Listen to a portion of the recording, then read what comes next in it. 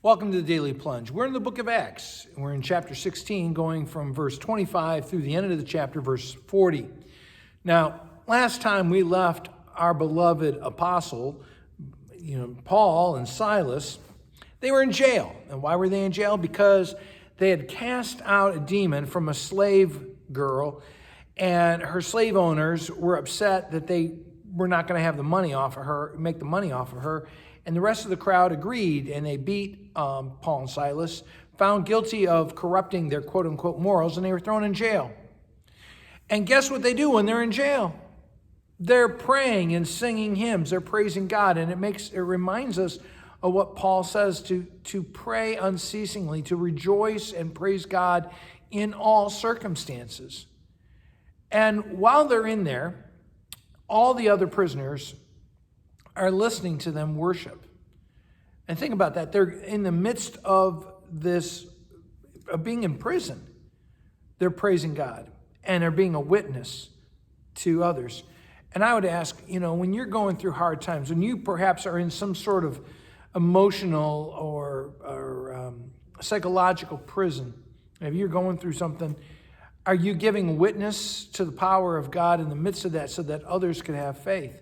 Well, it says that suddenly there was a violent earthquake. It shook the prison, and the foundations were shook. Doors flew open. Chains come undone.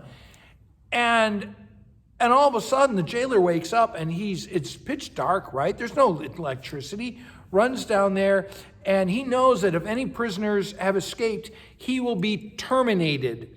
He will be exterminated. And so he's about to commit harikari, right? And Paul and Silas say, wait, we're all here. Now, I always wonder, I get why Paul and Silas are still there. Why are the rest of the criminals who are in that prison still there? I don't know, but no one left.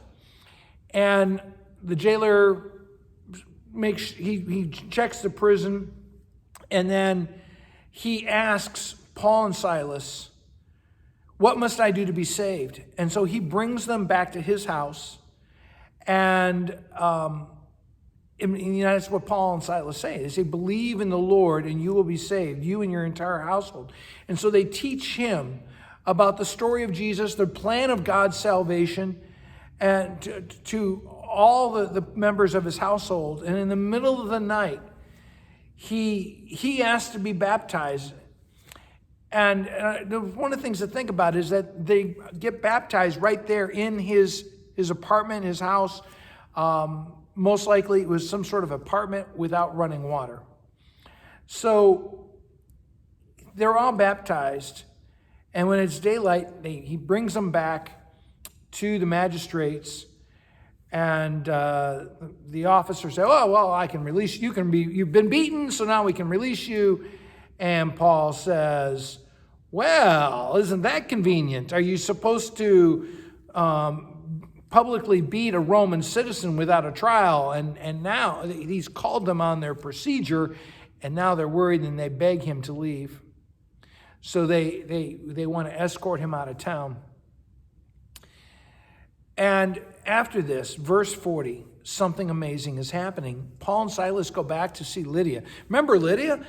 And what has happened during all this chaos, when it's such a threat to their lives? She's got a church going in her house.